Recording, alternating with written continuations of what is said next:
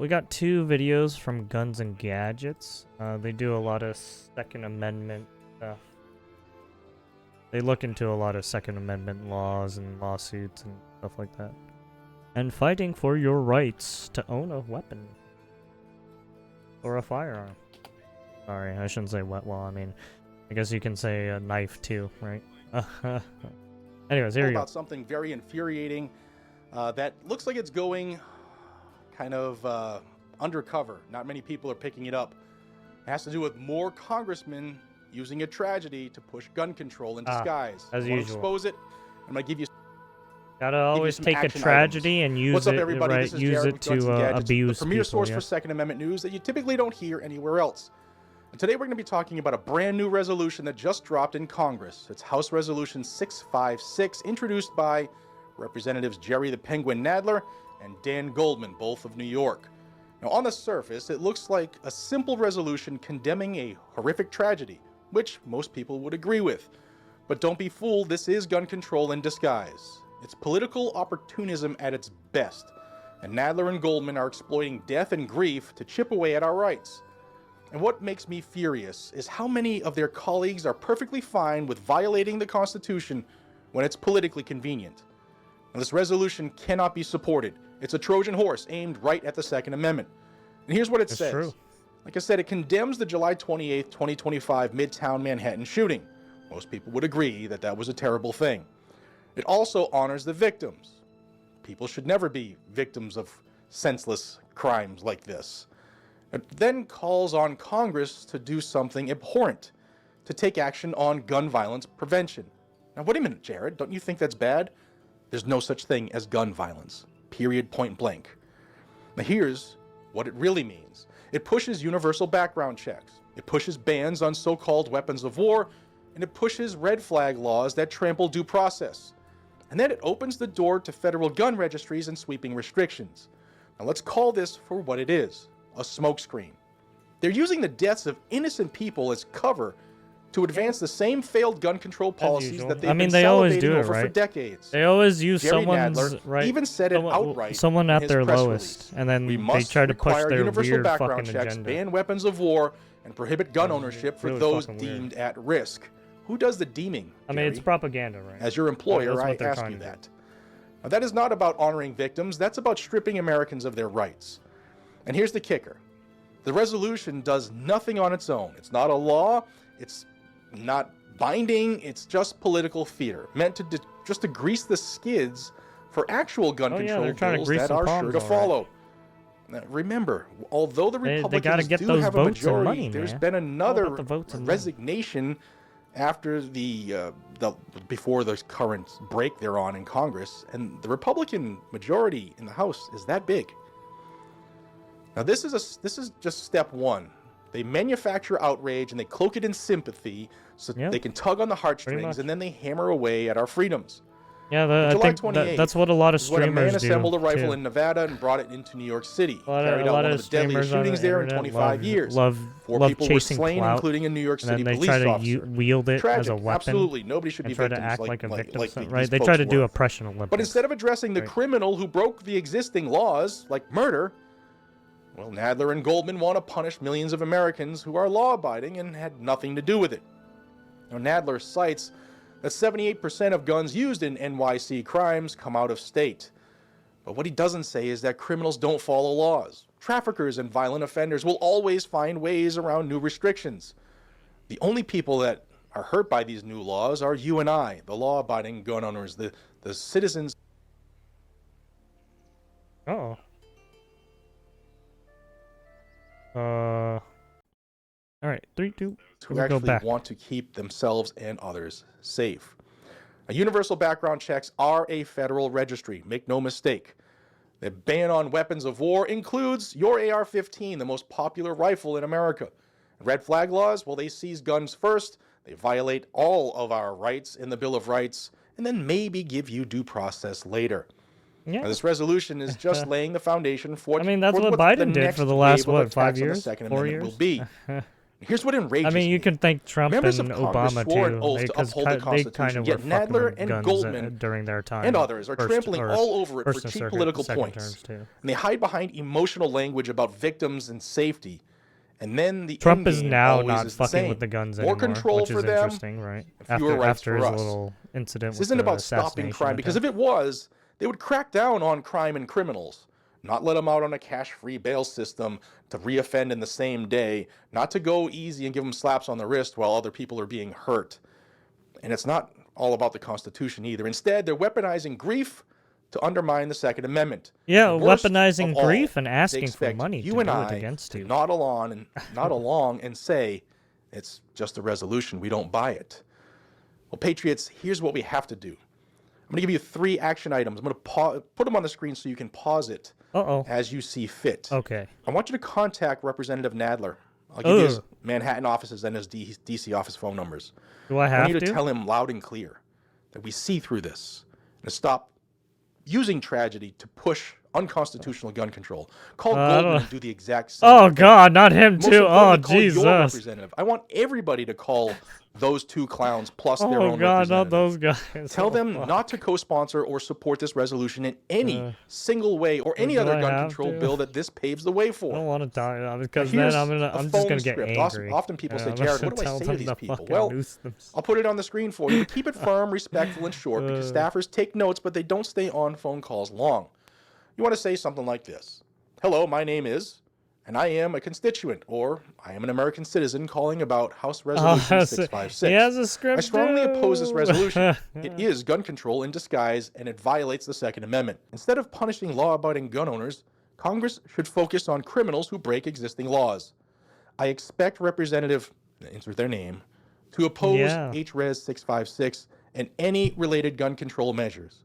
If they support this, I will remember it when it is time to vote. Thank you. This is for the House of Representatives. That's your phone call. Next, I want you to email them too. You want to put something in your subject line like this. Oppose House Resolution 656, gun control in disguise. And in the body of your email, something like this here on the screen. Dear Representative, insert their name. I am writing to urge you to oppose House Resolution 656, introduced by Representatives Nadler and Goldman. While it is framed as a response to a tragedy, it is nothing more than gun control in disguise. It is. This resolution lays the groundwork for a federal gun registry through so-called universal background checks, a ban on the most popular rifle in America mislabeled as weapons of war, unconstitutional red flag laws that violate due process. That's why I made a Americans. joke about the whole we need Congress to keep enforce saying weapons of existing war. laws It's against because they violent keep criminals, using the term. not punish It's like, fuck you citizens who guys. respect the Constitution. You guys are faggots. Please stand firm, God damn it, I protect said the the Second word. Amendment, and do not support HRes 656 or any future gun control measures disguised as common sense reforms. Sincerely, your fool, your city, and your state. And then I always tell people to contact them on social media. It's easy, and it's often the quickest way that they check the pulse of America with an issue. So hit them on X, Twitter, on Instagram, and Facebook, at a minimum, all 3 of those. If you don't have those accounts, create a burner account with a fake Gmail email that you can just make up in 10 seconds. It's really time to be part of the fix, guys and gals. Again, keep it short and punchy for web contact forms or for social media. This is perfect. Yeah. You want to say, I strongly oppose H Resolution 656. It is gun control in disguise, and it violates the Second Amendment. Stop exploiting tragedies to punish law-abiding Americans. I urge you to oppose this resolution and protect our rights, or I'll remember your vote next election. You want to add in however you want to add stuff, but you want to make sure you use some words like, I oppose House Resolution 656. It's gun control in disguise. I will not support any representatives who betrays the Second Amendment. Stop exploiting tragedy to punish the law-abiding. Or whatever else you see fit. But I am sick and tired of Congress treating our rights like bargaining chips. We don't get our rights from them. They don't care about solving crime, and they sure as hell don't care about the same anything thing other with than Smokey, control. right, with Smokey the Bear election. and everything. We still House have Resolution 656 is not about safety. It's not about honoring victims. It's about disarming Americans by they're trying increments. to use And victims, if we don't stand up, we don't flood their offices with calls and emails, and we'll keep chipping away until nothing is left. So here's the bottom line. Get angry, get loud, and get involved. contact Nadler and Goldman and your representative today. Make sure that My they know we see representative through is the Ted lies. Lieu. He's We will fucking. not stand He's a for piece it. of shit. Guys, it's your right. It's your fight. He sucks. And together, penis. we will not let them win. I'm Jared. This is Guns and Gadgets. If you love the Second Amendment, if you're impassioned, if this angered you, hit the like button, share this with others, and subscribe to the channel to there stay you in the have it. know. Till then, stay free, America. This You is part of heard the 'em. process laid out by our founders. We have to employ everything before we have to employ everything. I'll see you on the next one. Take care. That's a good way of putting it.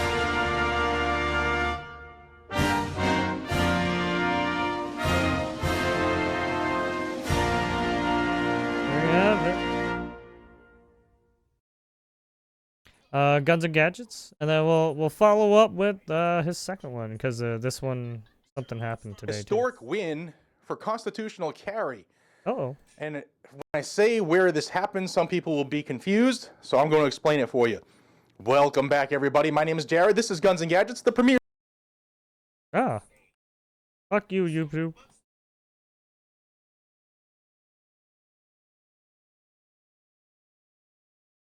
What is happening?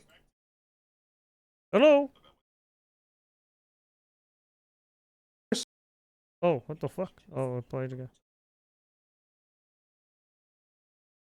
Today we got a massive victory for gun rights to talk about in Tennessee. Yeah. Wait a minute, Jared, I thought you guys had constitutional carry. Not so much. Stay tuned. A 3-judge panel has declared parts of Tennessee's laws, Tennessee mainly constitutional carry. the intent to go armed law and our parks ban, as unconstitutional. That's right, decades of unconstitutional restrictions are crumbling, and the question now is, do Tennesseans effectively have constitutional carry? Stick around, because this case will have national implications.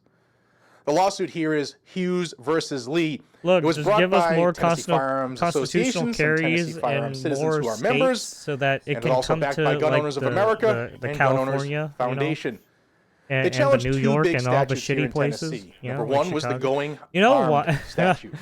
It's Tennessee Code sections we 39, need to get the strict 17, gun control 13, motherfuckers out of here. A, and the law had been around since 1871.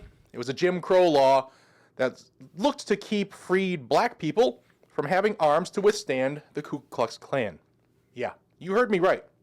Now, it made it a crime for someone to carry a firearm with the intent to go armed. If you can tell me how you can accomplish carrying a firearm without the intent to go armed, I'll be stunned if you could, but it basically made the very act of carrying illegal. You were presumed a criminal unless you fell into a statutory defense or exception, and that's what our permitless carry law was. It was a statutory defense that could be brought up at trial. How do you get to trial? You got to be locked up, arrested, and You tried, have to be arrested, charged. charged. and That's how everything. you can make that defense. So we really didn't have constitutional carry until now. And number two was our park statute, Tennessee Code sections 39, 17, 13, 11A alpha. And this law banned firearms in public parks, greenways, and recreational areas, with a few exceptions.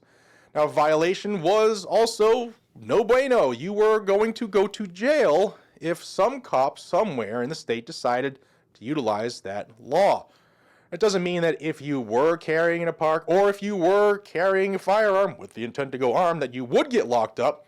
It just meant that you could. You could. Now, the I plaintiffs see. argued that these statutes violated Article 1, Section Oh, 26 of the Tennessee We're not Constitution, saying that we're as gonna well as lock the United you States up, Constitution, but specifically we the Second Amendment as could, you applied know. through Heller, McDonald, and especially Bruin.